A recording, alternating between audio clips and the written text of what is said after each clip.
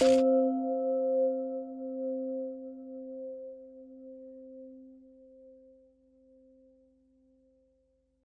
this is John Horgan. This podcast is an outgrowth of my new book, Mind-Body Problems, which you can read for free online at mindbodyproblems.com. The book profiles 9 thinkers, exploring connections between their personal lives and their theories about consciousness. On the podcast, I talk to subjects of my book and other mind-body experts. In the following episode, I talk to Rebecca Goldstein, who is a kind of hybrid philosopher novelist. My book has a chapter about her called Glad Sadness. If you want to know what that title means, read the chapter. And remember, you can find it for free at mindbodyproblems.com. I hope you enjoy the episode. People really kind of open up to you. They do. Yeah. They do. I keep expecting people to turn me down for interviews because I have had a reputation that is somewhat deserved for being kind of an asshole. But in general, I think, most people are willing to talk to me, and in the case of this book, to reveal their deepest secrets. I mean, it's incredible. Yeah. So. And to me, that was sort of the point of the book, is because I've always thought, actually, the more time goes by, the more I've thought that, the private and the professional, especially when it comes to people who are trying to understand these really deep questions, is all entangled. And it's very hard to separate them out. I couldn't agree more. I mean, one of the reasons that I turned to fiction as a way of just showing how the whole personality and temperament, I hope I'm not going to get all coffee. I have a bit of a cold, so, but I got. Yeah, you have something to drink. Actually, I'm going to get a glass of water too, because I'm sort of getting over. I'm going to get some more water. Yeah. This is a good thing about blogging heads. This kind of, yeah. We can go in and out of the screen. Okay, so just for introductions, my name is John Horgan. I'm a science writer and a longtime correspondent for Blogging Heads TV and Meaning of Life TV. And with me today is a really special guest, Rebecca Goldstein, who has a PhD in philosophy, also has training in physics, and turned to fiction early in her career, and has written fiction that wrestles with very deep philosophical themes, and has also continued to write nonfiction, also wrestling with deep philosophical themes. Her very first book is titled The Mind-Body Problem, a novel. So as soon as I decided to take on this project of writing about the mind-body problem, I figured I had to talk to you, Rebecca, because I feel as though you've been not just interested in, but obsessed with the mind-body problem from the very beginning, in the same way that I have. And so I'm just thrilled that you agreed to talk to me for the purposes of my book. I've got a whole chapter of my book devoted to you, and I'm really happy that you could come back today for Meaning of Life TV and talk to me again about some of these issues and share them for all the people out there in cyberspace. So. Always a pleasure. Always a pleasure to speak to an equally obsessed person. So anyway, I thought I'd start by asking you a little bit about your background, which is really fascinating, and I think it's important for an understanding of your work. So if you could tell us a little bit about how you were raised, where you grew up, and that sort of stuff. So I guess the most salient feature of my autobiography is that I was brought up in an extremely religious household, Orthodox Judaism, and Dad was originally from Poland, my mother's family from Hungary,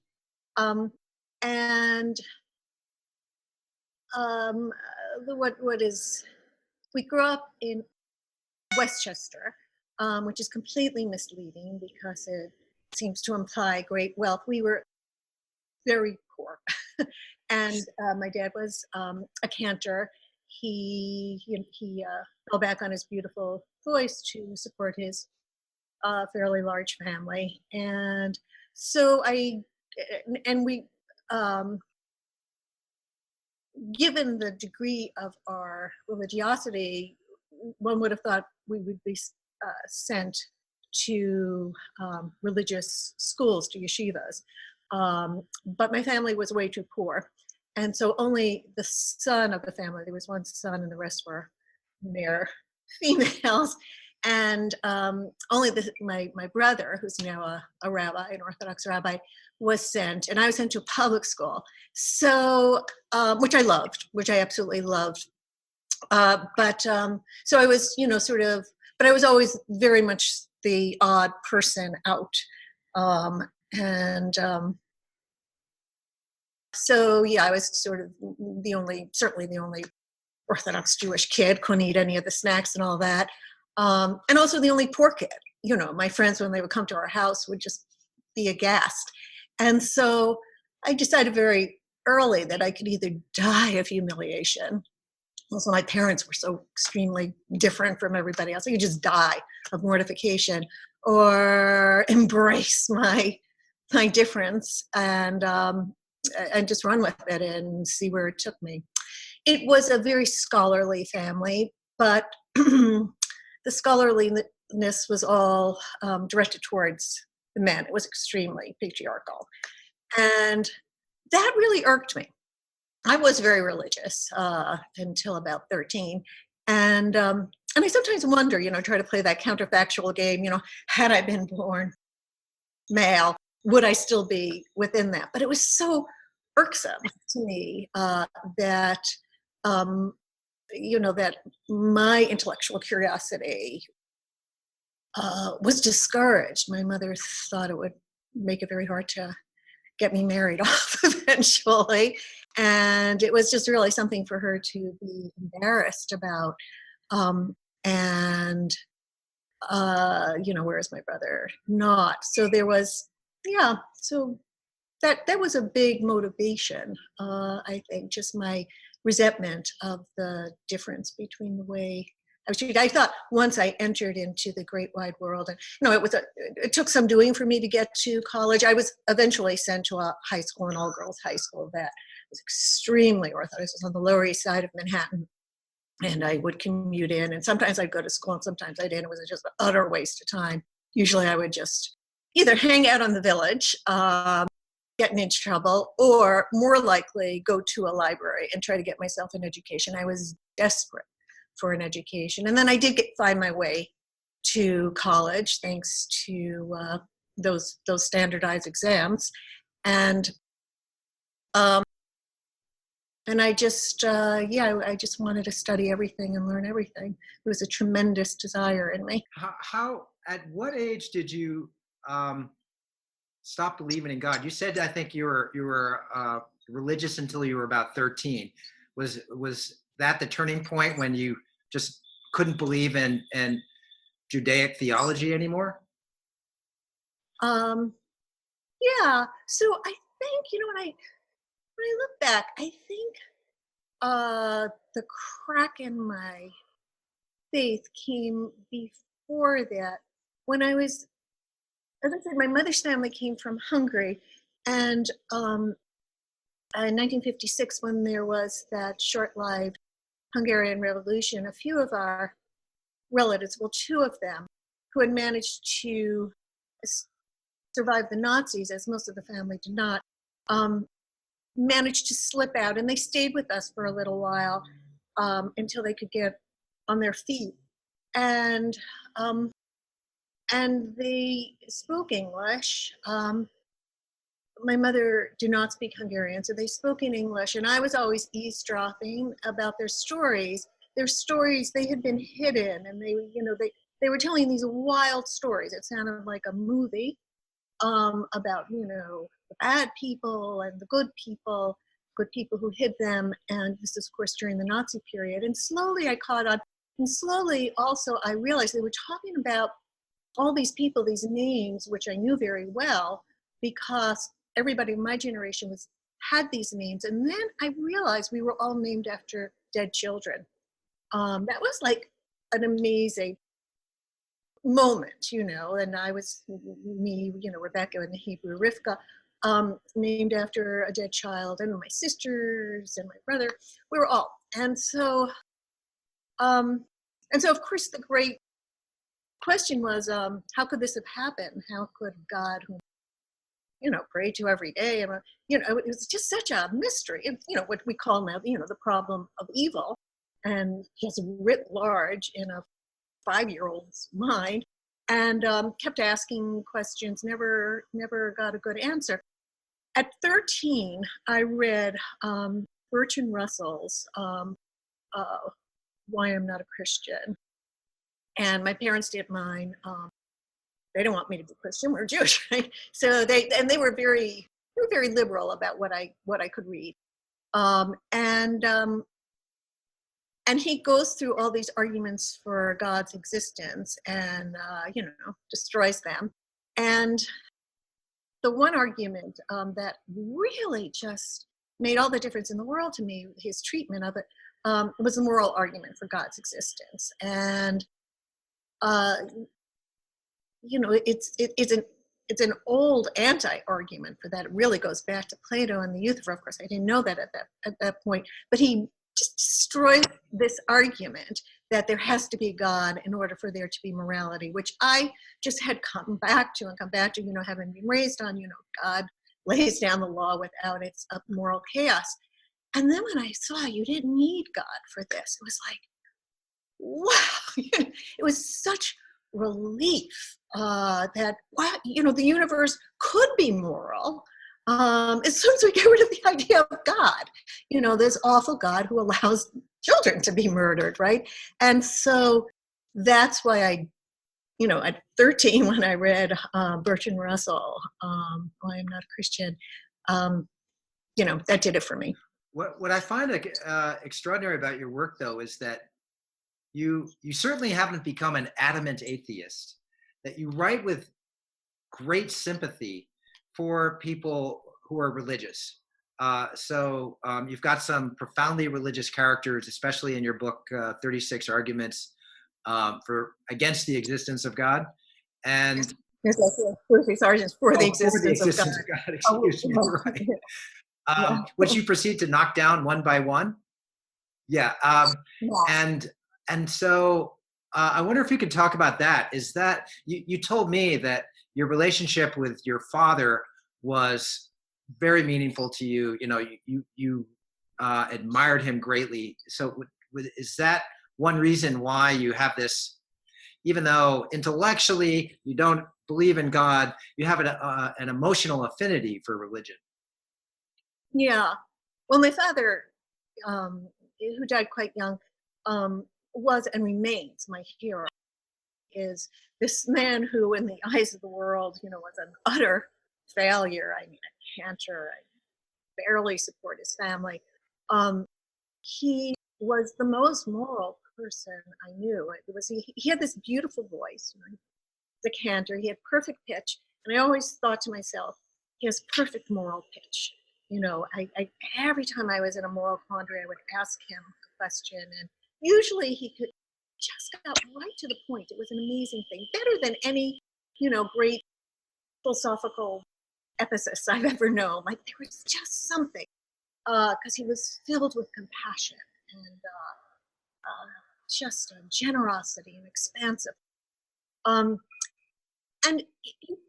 he expressed it religiously, that expansiveness and that the embrace and the gratitude. He was so grateful. This guy who had seen horrible, he was just grateful, and he expressed this religiously. And I just, I don't think you need to be religious in order to have that, but it can come out that way. And in some way, religion can encourage that. I mean, his form of religion encouraged that. His form of religion encouraged, morality above everything everything else. And a kind of secret morality, modest. You know, you did things in secret. When he died and we were sitting ship, all these people would come, tell us what he had done. My mother always wondered, how does he spend his day? What's he doing all day? He was going around doing secret acts of mercy. So that kind of, one doesn't have to be religious to do that, but they can, you know, it's a way of being expansive. It's a way of being transcendent. And it's not stupidity. I think that's, I do have you know, intellectually, I agree with all my atheist friends. But where I disagree with them is in the psychology of religion. This is not lack of IQ. It's something that finds its best expression in religion. Let me ask you, do you ever have doubts about your own? For some people, it finds its best expression in religion. I would never want to say that one has to be religious, and most religious people are just, I don't trust them at all. So, yes. Yeah, that's the paradox.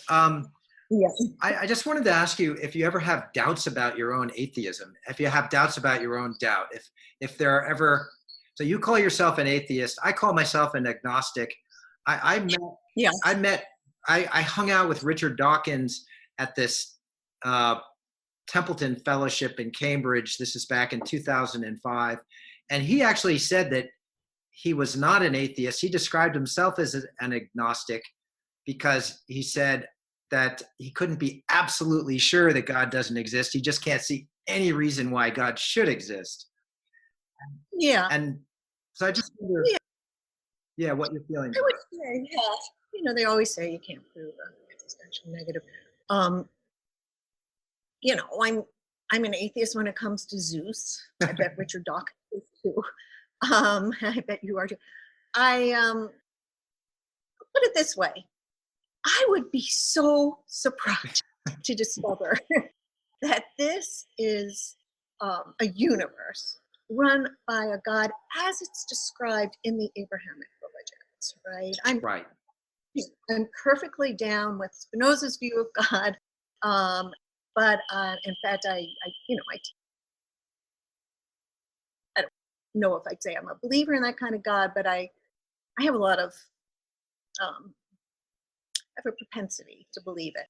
But that's just you know, it's a completely different notion of God. But the kind of God who created the laws of nature, created this world in order for us as the center, who lays down the moral law, who enters into history at certain moments, but not at other moments, not in order to save innocent dead, children. I can't believe, I would just be so very, very surprised that this is the empirical. Not only do the arguments not work for that God, but the empirical evidence is overwhelmingly against it. That's the problem with the world. So if I know anything, or if I believe anything, I believe there isn't. Here's how I think about it, I guess. The flip side of the problem of evil is what you might call the problem of beauty, or the problem of love and friendship, and I don't know, human moral progress. And so there are times, when I'm feeling good about the world, when I think this can't be just a coincidence. It can't be the result of random collisions of particles that produce this great human adventure, and all these lives that are so filled with so many wonderful things, as well as pain and suffering, of course. And so that's why I agree with you. I haven't found a concept of God that's adequate for explaining, the good and the bad. But just plain atheism or I don't know, existentialism it's just how things are, and there's no reason for it. That seems extraordinary to me too. Well, we know very little about the laws of nature. We skim the surface, get a little deeper, and feel that we know everything. We know very, very little. We don't even know, as you and I are obsessed with, how this mushy stuff inside our cranium produce these inner worlds or this full world of experience. We know so very little about the ultimate nature of matter, dark matter. I mean, we know so little about the universe.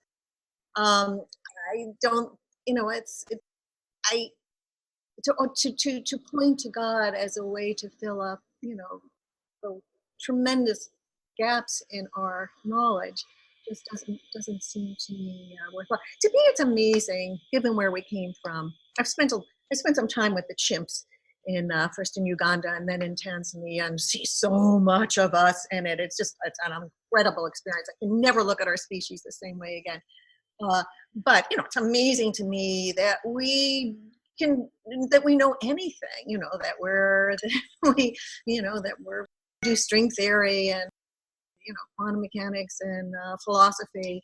It's just and to produce art. That's just an amazing thing to me. But yeah, we can't explain it all.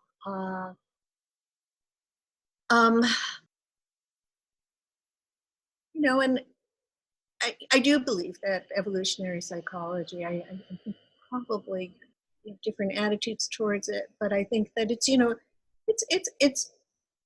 beginning at the very, very beginning to point us in the direction of various explanations for how our minds work and why we evolved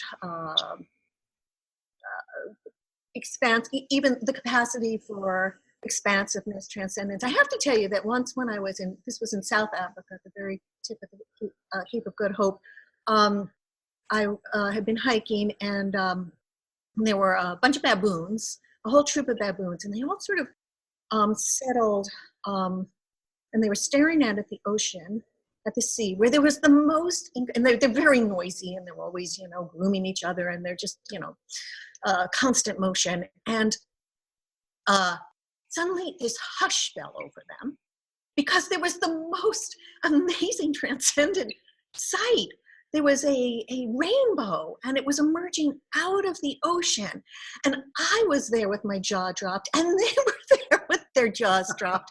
And I thought, oh, that too, the aesthetic emotion comes from, these lower species or what we consider to be the lower species. So, I think we're just at the very tip of being able to understand all these things. And, we'll probably never be able to, because that's who we are. We're those baboons, we're those chimps, we're, in our better moments, we're the bonobos. That's a wonderful story. I love that.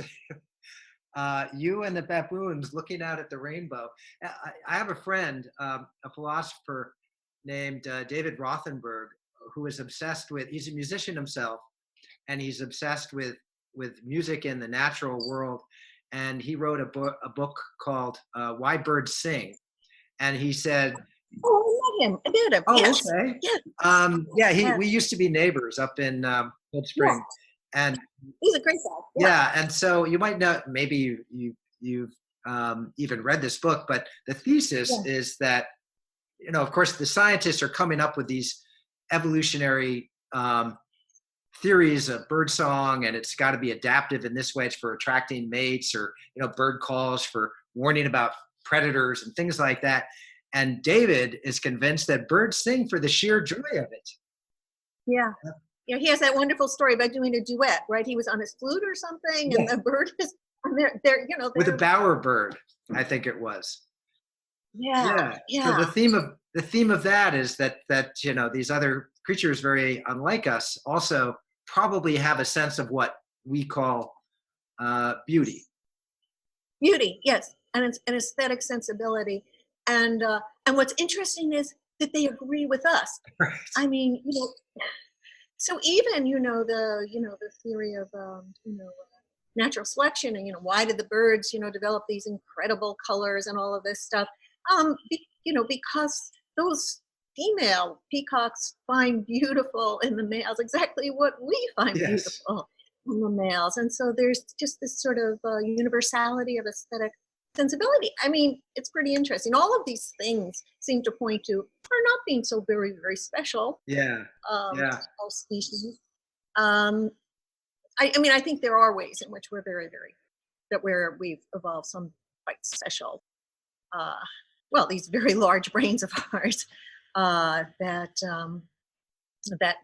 make human existence different from animals. But a lot of these capacities, I mean, we can explain how they evolved and then how they spun off into ever more refined. Yeah, the problem of beauty. But I want to go back to your. I want to go back to the early stages of your career. Was there a point at which, I know you studied some physics, was there a point at which you actually thought about becoming a physicist? Oh yeah, absolutely. That was my first love, because so I found out that I thought, that the universe, the reason for the universe was not as I had thought it to be. Sort of rejected the fact, it really goes back to that very deep religious beliefs that I had and then didn't have. But I wanted to know about reality. I really wanted to know about, what is it like? And so I read this book again when I was a kid about our friend the atom. That just blew my mind, that the world out there is nothing like what it is in here. There's out there these little whirling things, and there's lots of empty space, and there aren't colors as we see them, or smells or sounds as we see them, but these colorless, soundless, whirling bits of matter. I thought, man, that's amazing. And I discovered that there are these people in this book, let me know, that are called physicists, and they've discovered this. And I thought, how do they do this? I was really young when I read this book. How do they do this? How do they get outside their experience into the world itself, right? That just seemed amazing. And so I formed this ambition that someday I was going to meet a physicist. I was going to ask them, how do you guys do this, right? And that was the highest I could imagine. I was not brought up to be ambitious. And then so when I did get myself to university, to college, I did get to meet physicists. I took courses with them, and that was the thing that I really liked so much. And I studied a lot of physics and a lot of math. And then I was taking this course and I did think I was going to go on in physics. And I was taking this course in quantum mechanics, which was, it's such a weird, bizarre theory. And there are now many interpretations. But when I was at college, a long time ago, the only interpretation was, the Copenhagen interpretation, which basically told you to shut up and calculate. Rather, like, at least that's what my professor told me when I was asking, but what is reality like? And he said, you're not allowed to ask that question. I was like, what? I worked so hard to get to college because they wouldn't let me ask certain questions in my religious schools. And now my physics professor is saying you can't ask that question, shut up and calculate. And I kept persevering, although I was very, very shy, but I was just so bothered by this. And finally he said, go talk to a philosopher. They ask these kind of meaningless questions. And so he said that, he said meaningless. I thought, okay, that's for me. Meaningless question. That seems to be the ones I'm interested in. So I went and I spoke to Sidney Morgenbesser, who I was at Columbia, or I was at Barnard College, but I was taking my physics courses at Columbia, and I went to Sidney Morgenbesser. I can see from your face you heard or maybe even had met Sidney, who was the most amazing dialoguer since Socrates, maybe. And he had the same publishing record as Sidney, which is why people nowadays don't know of him. He, basically the null set. He published next to nothing. I've just heard all these stories about him from philosophers. He was amazing. The stories about, his jokes, I think, very profound jokes that there was so there's a whole list of these, but he was more than a philosophical kibitzer. He was a profound thinker and very, very skeptical. And it was, speaking to him was like, it was amazing. And he never said, to me, you can't ask those questions. He just kept pouring out more and more questions. Well, have you thought of this? Have you thought of that? And it was in those conversations that I decided I was going to go on in philosophy. And he said to me, I think you're a philosopher. I think that's what you're interested in physics. And I think he was right. I think he was At right. what point did you become interested in philosophy of mind, in consciousness and all those related questions? Yeah. So that was also when I was an undergraduate. I had this experience. I was just a strict reductionist. Of course we're matter. Of course the laws of, matter and motion are going to answer the questions of, how we come to be these, or not just us, but animals too, creatures with these inner worlds. And I was reading Hobbes, who makes the reductionist view very clear, that thought is nothing but matter in motion. And I was actually on the subway, and I was also experiencing something on the subway because there was this guy who was bothering me, and I'm trying to read Hobbes, and and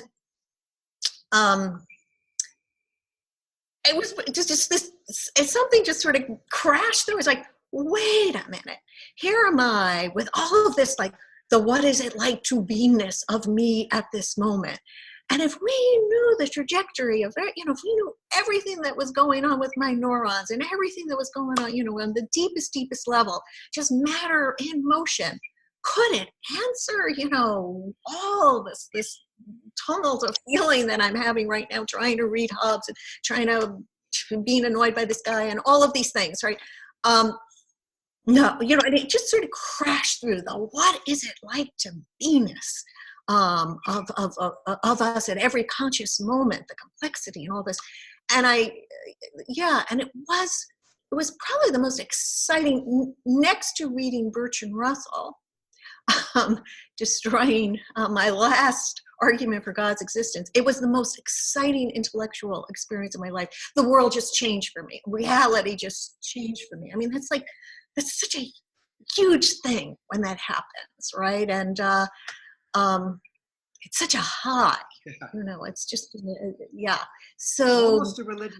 I was real interested in that. I said almost a religious experience, you might say.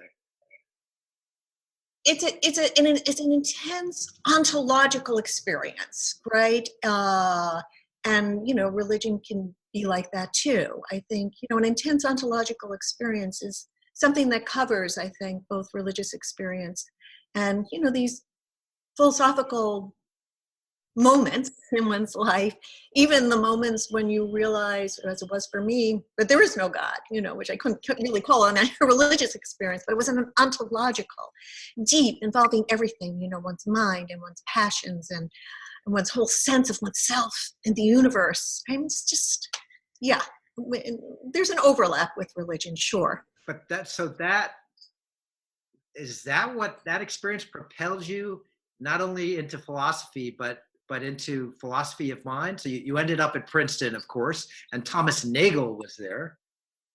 Yeah, but I actually thought because I had an NSF to go to graduate school, so I had to do something in philosophy of science. I felt, the government had told me I was going to do something, and that was pretty much my orientation. And I actually really had wanted to do foundations of quantum mechanics, actually, because what is quantum mechanics telling me? But there wasn't.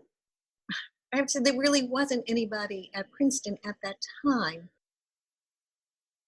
who could guide me in that, who could be my dissertation advisor.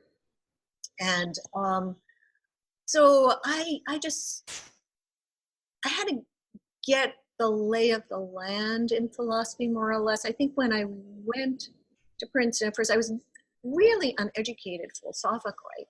I don't think I really even knew about, that there was philosophy of mind. But then, I did discover somewhere, there's this whole field, philosophy of mind, that's dedicated to that question, but not really, because, I don't know, in some sense, it was an unfortunate moment for someone like me, who's an extreme realist, about everything, about morality, about aesthetics, certainly about physics, right?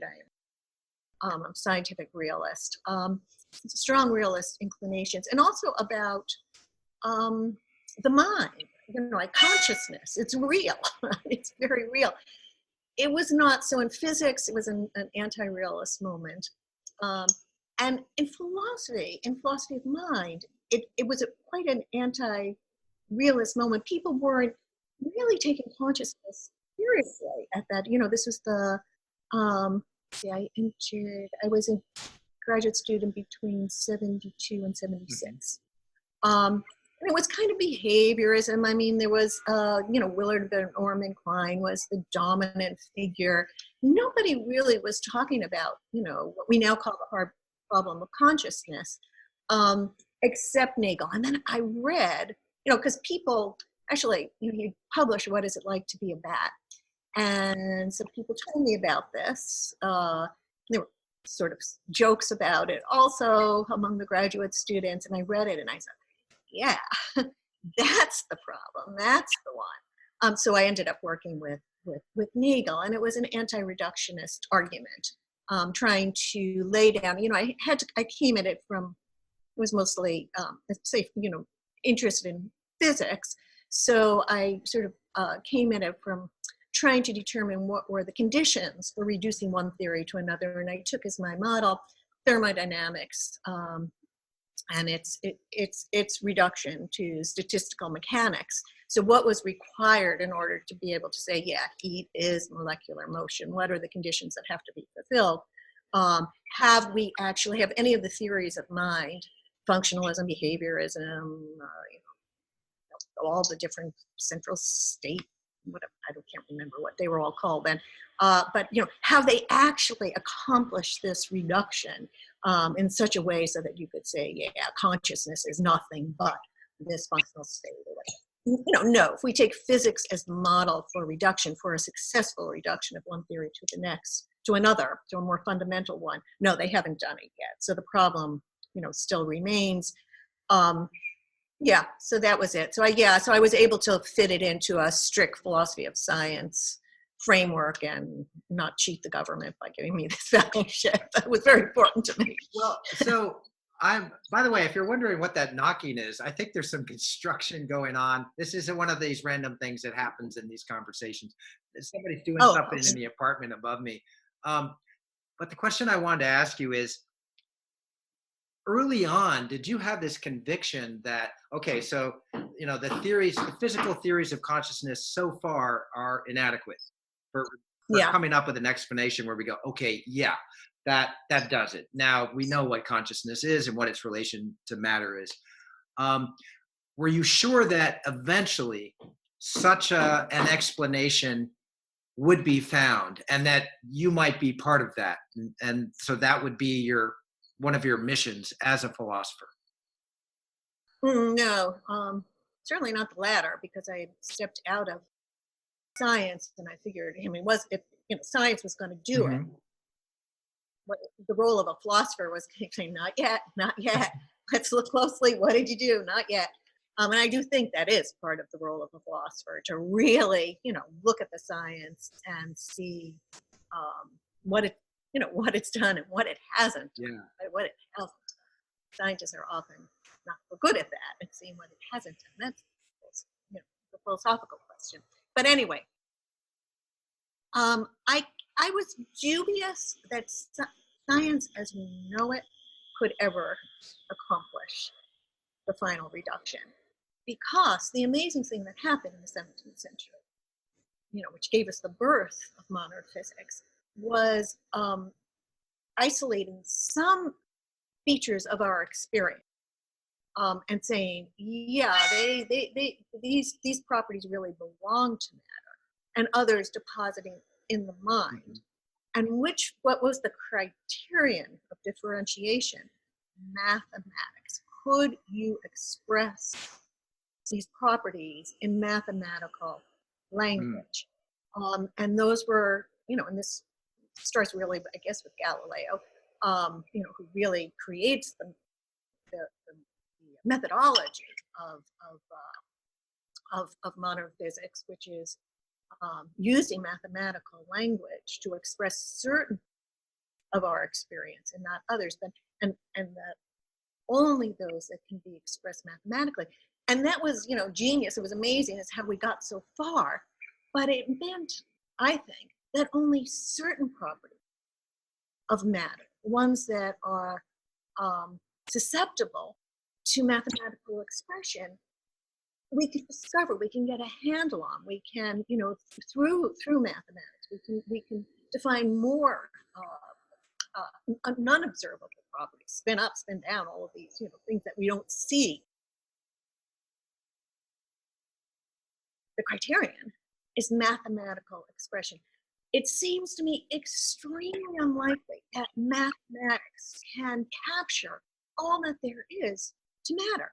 But that's, we epistemologically, that's what we depend on. And, and yay for us evolved chimps that we managed to do this. It's amazing that we managed to do this. But to think that it's going to tell us all that there is to matter seems very, very unlikely. It gives us the structural properties of matter. So I'm what they call now a structural realist when it comes to physics. We learn the real structure of matter, but what are the intrinsic properties, the non-relational properties? We haven't a clue. One clue is what we experience in this matter, right? That matter is somehow capable of this. And the only reason we know this is not through physics. We know it because we are it. We exist. We experience it directly. So we know that matter is capable of this, but we can't get at it through the physics. And unless we develop a non-mathematical methodology for physics, I don't see how we'll ever get to it. So I'm dubious. I think we're great that we got as far as we have, but I don't think it's going to get us all the way to this property of matter. Well, that's interesting. You sound all right. So you're saying we don't even understand matter. We don't. So to reduce consciousness to matter just sort of compounds the problem if you don't even know what matter is. I had thought, talking to you and reading you, that you were more optimistic than that. That you thought, we might need a revolution. We might need a paradigm shift, or whatever you want to call it.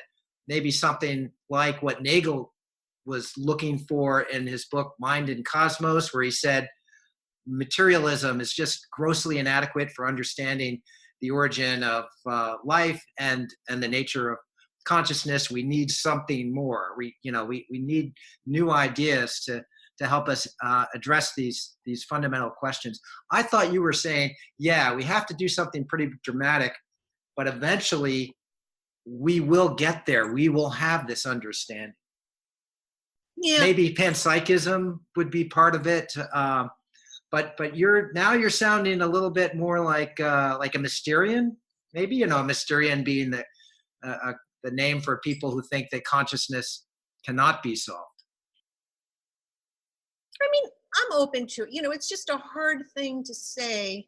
Yeah, what we need is a total paradigm shift in such a way, that the entire methodology of physics, of science in general, that is using mathematics, right, will not be how we get at these properties of matter that explain consciousness.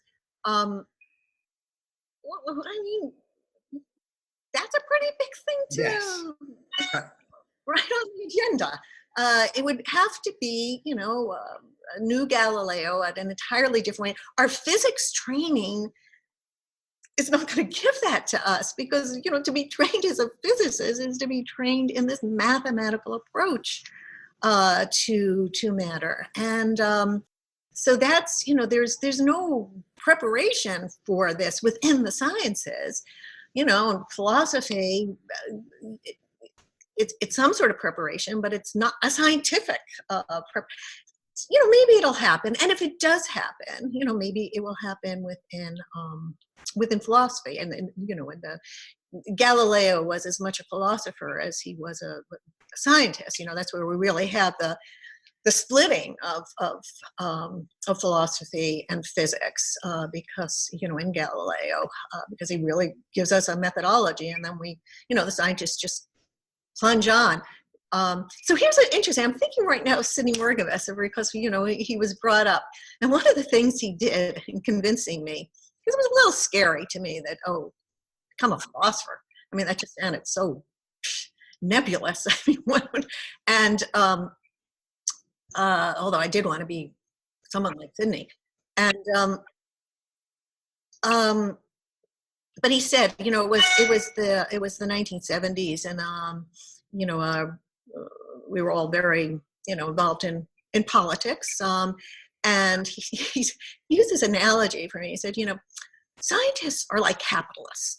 As long as the system is working, you just keep going, and you don't think outside it. And you just, you follow your capitalist goals. Philosophers are socialists, maybe he said communists, I can't remember, but they're thinking about, ought we to be within this system? They're thinking outside the system and asking the normative questions about the system. He said, what do you want to be? Do you want to be a capitalist or a socialist? Well, that was very convincing to me. That was one of the arguments he used to say that I should go on in philosophy. And I guess I'm thinking about that again. You get trained in science, and you get, you keep plunging on with that. It's narrowed, and that's part of its success, that it narrows, it focuses, and you just keep going on and on and on, and then you reach a wall. Something happens, and an anomaly. That scientific, you can't explain it by that theory, and that's how revolutions happen within the scientific paradigm. But you don't question the scientific paradigm at all. You look for the better laws that could accommodate, the black body radiation, or, the thing that you can't explain by Newtonian physics, and you come up with quantum mechanics. But you're still, and maybe even you'll say the laws, the basic mathematical laws are stochastic, they're probabilistic. That's a big change from Newtonian physics to quantum mechanics, but you're still thinking in terms of the right mathematical laws. The kind of paradigm shift, that I'm imagining would be necessary would be out of the mathematical way of exploring matter altogether.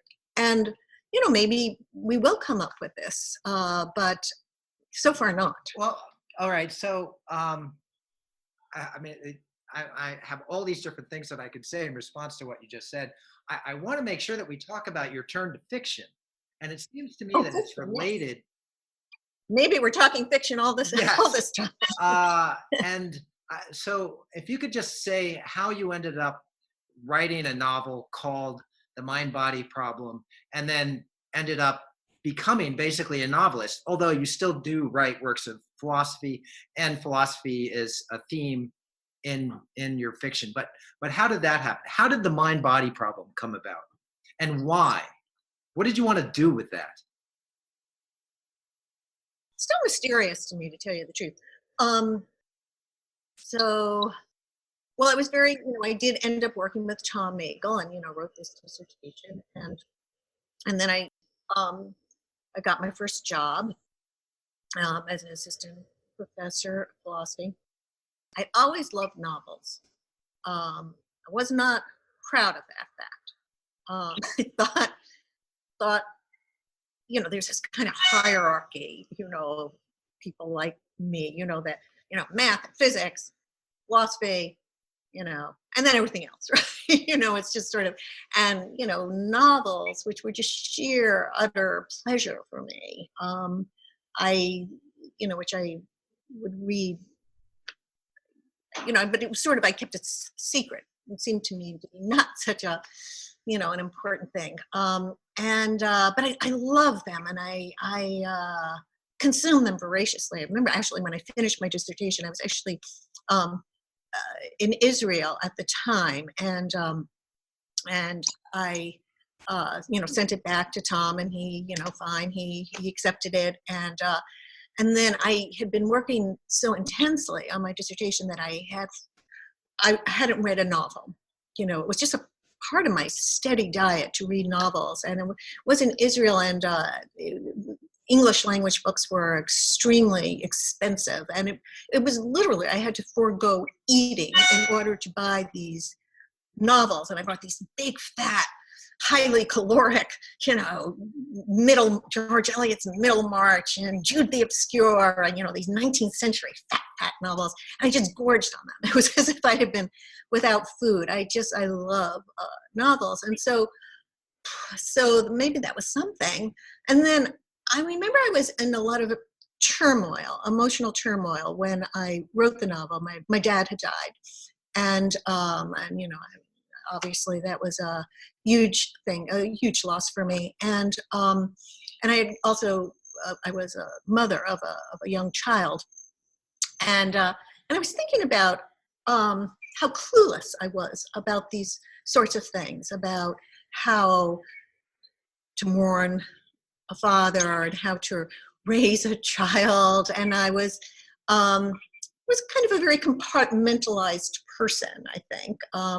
And I thought, isn't it funny? I mean, I'm a philosopher. I mean, they told me I'm a philosopher. I got a PhD in philosophy. I'm teaching this stuff, right? And I was such a loss at these basic human questions. Should philosophy have told me something about that, about how to be a human being, and how to face some of the biggest challenges that we can face: death, birth, pretty basic stuff. I'm probably stupider than the typical 28-year. I was 27. Yeah, 27-year-old at this stuff, because I put it all on hold.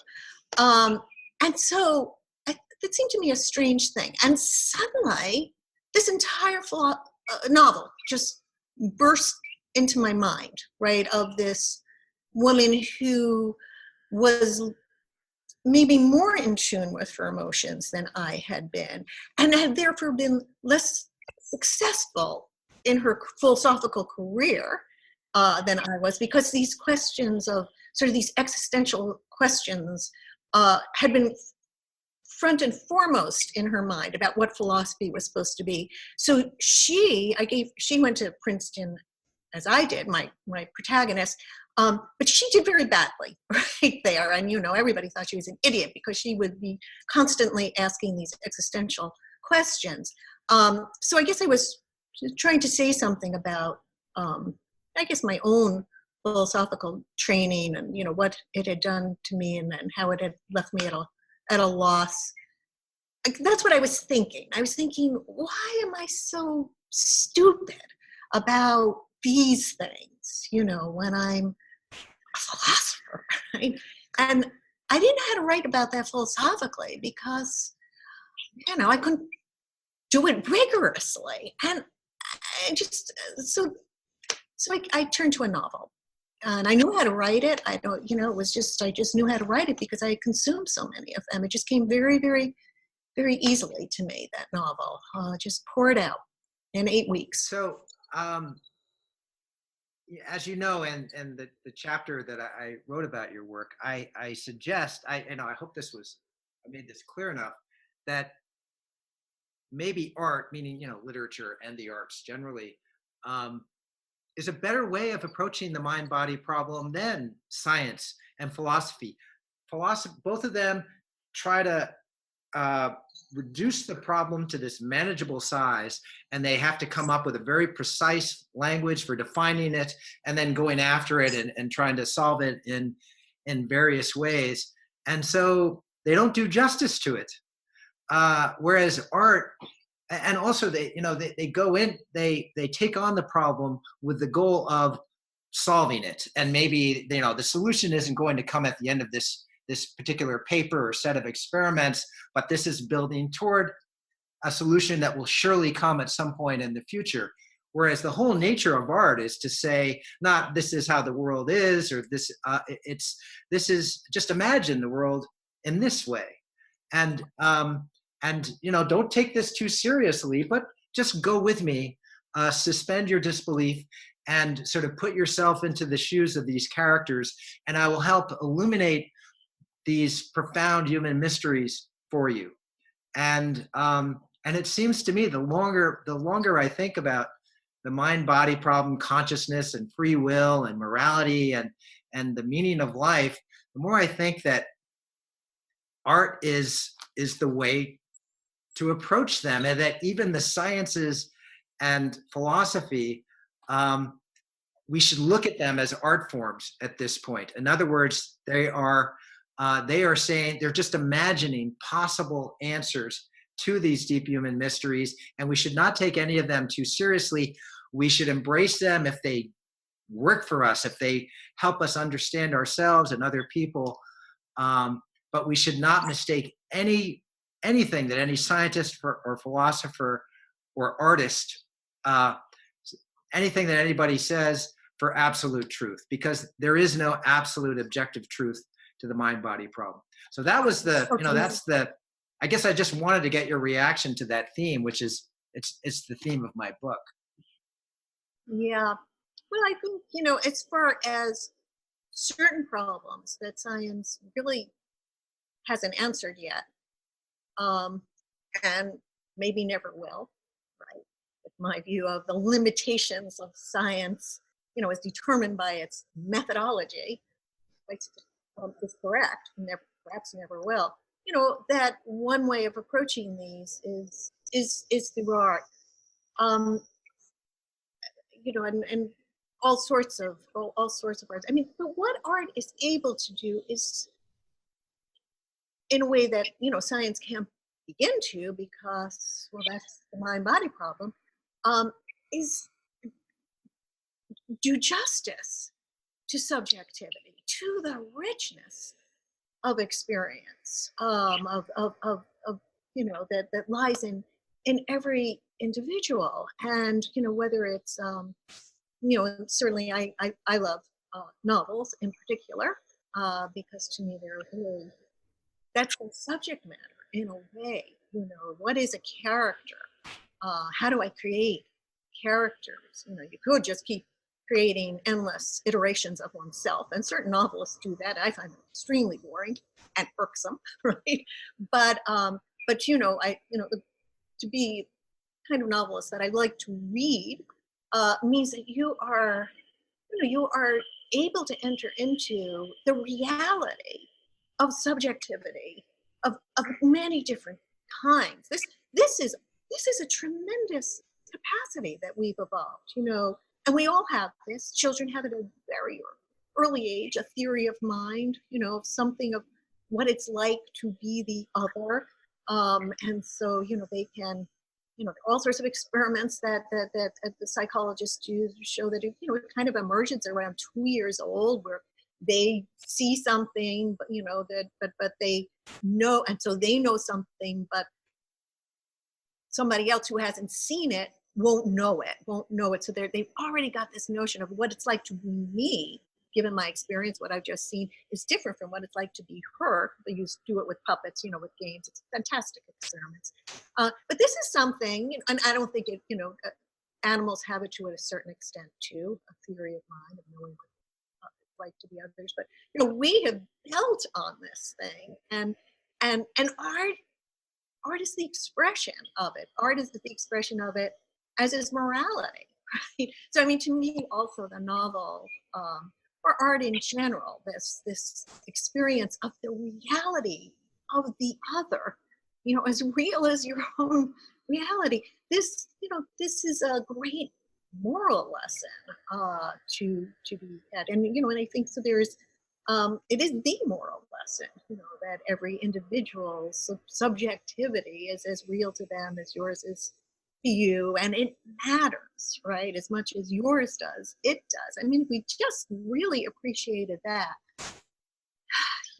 all of the things that made me think there couldn't possibly be a God running this universe because we are so bad to each other, they wouldn't happen. So I also I think there's so much to be learned from art's honest exploration of subjectivity. We can explore subjectivity in science, right? That's what the mind-body problem is. We just can't get at it. We can get at it through art. That's good. We need both. I think we need both. So I guess the change in my own thinking about the mind-body problem, and let's just focus on the problem of consciousness. No, I'll stick with the whole problem. The whole entangled mess of questions that you could, and I got this idea from you, that you could summarize as, what are we really? What does it mean to be a human being? Well, and what's a good life, and how should we live our lives? And I used to think that all our intellectual, scientific, philosophical work would eventually converge on an answer. And now I'm sort of horrified by the idea that we might find an answer that becomes convincing to us, to answer once and for all what it means to be human. It seems to me that it's better if it's just open-ended forever, and we constantly invent, imagine, create new responses to the human plight. And as we invent new theories, as we come up with new technologies, what it means to be human will keep changing. As politics change, we give ourselves more rights. That also changes what it means to be human. It creates new possibilities. And so the idea of convergence now, it's not only that I don't think it will happen, I don't think it should happen. I couldn't agree with you more. I think it would be good enough for each one of us to be able to figure out how we ourselves ought to live with our particular talents, our circumstances, a good project, right? That maybe could add to other people's projects. That would be good, but at the very least wouldn't undermine their projects. When we start universalizing, the meaning of life, I hate that phrase, the meaning of life, as if there is some one meaning of life. The cosmos doesn't care about us. This is a human problem, right? And it's a problem. It's not one problem. It's a problem, a different problem for every human being who exists, to figure out how best to get through their life, a life to maximize their own flourishing, the flourishing of those around them, maybe flourishing of generations to come. At least don't undermine them. Again, it's that confronting, the subjectivity of everybody, wherever there's human life, the same complex richness of experience, and that it matters as much as one's own. And what's going to work for you is not necessarily going to work for others.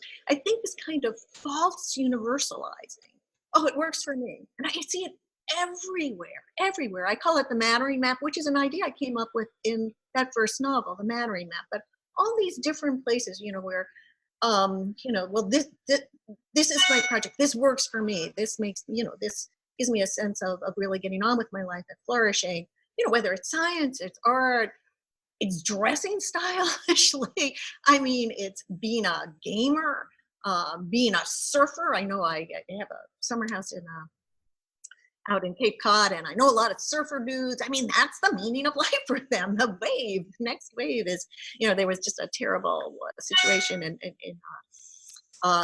near where I live in Cape Cod that somebody died from a shark bite. This has caused existential despair among the surfers. This is the meaning of their life. Do they go back into the ocean or don't they? It's where there are just all of these mattering domains. And there's religion, that whatever your religion is, it's to serve, God in whatever way your religion tells you that's the meaning of life. But there's a great tendency all over the Mattering Map to universalize. It works for me, therefore this is the meaning of life. And this, everybody ought to do it, that slip into the normative, right? Into the from is to ought. This is the way I want to live my life. Everybody ought to do that. It's very common, and it causes no end of difficulties for people who are not your neighbors in your particular mattering domain. So I couldn't agree with you more. I mean, there's I think a deep existential need. I think this is something unique to us humans with our big brains, to try to justify our existence, to try to, we can't help feeling that we matter, really, because, we have to pursue our lives. They have to matter to us. Tom Nagel says in his wonderful article, The Absurd, I mean, who else's life am I going to pursue if not my own? So, I mean, obviously my energy, my attention has to be focused on me. It has to matter to me. but somehow we want it to matter, more, to just matter. Religion is a way of doing this. You cosmically matter. God shows you. God is watching you. Everything you do, He's keeping record of. You truly matter. You cosmically matter. But that's not the only way of pursuing one's matter. We all have our projects, and we get into this trouble when we universalize them. This is for everybody. We've been talking about an hour now, so we do have to wrap up. I'm trying to think of a suitably impossibly big question to more than the meaning of life and the mind-body problem. Yeah, I know. The existence of God. It's tough. So let me just ask you about how you're feeling about the world, the way things are going. Optimism, pessimism, and you can respond to this how in terms of how you feel emotionally or intellectually. I know for me, my emotions and intellect are at cross purposes. Temperamentally, I think I've become, in my old age, I was a pessimist when I was younger. Now I'm an optimist, I think, because I have children, because I'm a teacher. I'm with young people all the time. I have to be optimistic that things are going to be all right. But of course, when I'm reading the New York Times, I'm dismayed at the direction things are going. So how are you feeling? Yeah, I am also, I think, temperamentally, I've always been an optimist, right? And I tremendous faith in humankind. Lots of being surprised,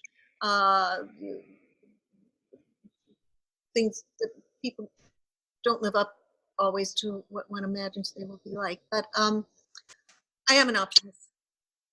I'm not an optimist now. I mean, it's the first time in my life I've known despair.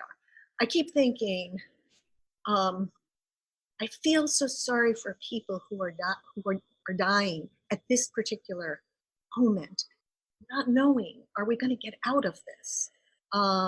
There's the forces of darkness. It just are really conspiring, gathering. It's not just here in the U.S., but all over the world.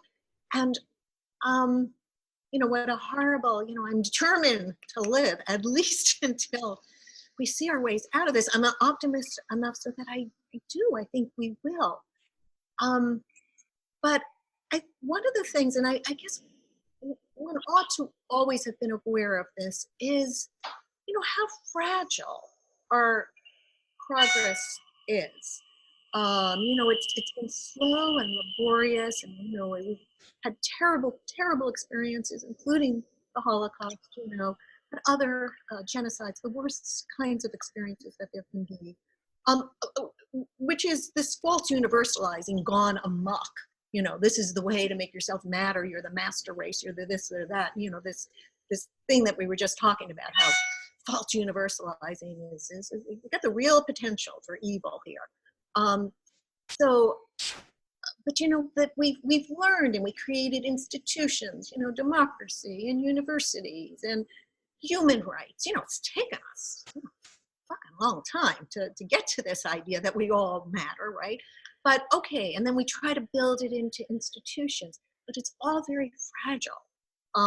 And I blame the second law of thermodynamics for everything, right? I mean, it is, order is hard. Chaos is the natural bent of things. Things go to go toward chaos. So we have to a constant effort against entropy, really. And we have institutions. We have all sorts of things that are supposed to keep us safe and keep the little baby steps we're making towards real moral progress, to keep them safe. Okay, we established that. Slavery gone, right? All these, but it's fragile, and that's what we're learning right now, how fragile, and how we should not be taking these things for granted. There was a tendency to take it all kind of for granted, especially if we were lucky enough to be living fairly well in a Western country, and and just worrying about getting on with our lives and getting more goods and all these things, and or status or any of the things that we were caring about, and not thinking about, you know, our the effort it takes to ensure that the progress we've made is secured. And, you know, so my optimism is this is a wake-up call. We're going to realize this. People of, you know, good faith, who really care about everybody, including the future generations to come. Why do we matter more than they do? You know, we're going to, it's going to be a wake-up call. We're going to realize what's really important here, and not let entropy get to us, right? Wipe off, you know, and destroy this planet. That's where entropy will take us without effort. I think what you said is optimistic. So I think we should stop there. Yes, wake up call. I sometimes think I try to spin our current situation in a positive direction by saying it's almost as though, you know, our immune system is being tested, and we're going to fight off this assault and emerge even stronger. And that maybe there's something inevitable about these tests again, so we don't become complacent. So yeah, I'm still looking toward a better future for my kids. Yeah. I have a grandchild now, and yeah, it's but it's not just one's own DNA that's are in the game. It's you know, it's human life it's precious. Yes. Wherever it is, human life is precious, and art. Just to get in one more plug for art, makes us feel that. You know, that is the great value of art. You know, just the reality and the importance, preciousness, the unreplicability of every human being is the greatest thing, greatest lesson. All right, so I guess we'll wrap it up there. Thank you so much, Rebecca. No, it's always fun to talk. Yeah, to you. Same here. Utter garbage, right? Utter trite, trivial garbage. Maybe. All right, so I'm gonna stop. Let's see if I can figure out how to stop this. Just hold on a second while I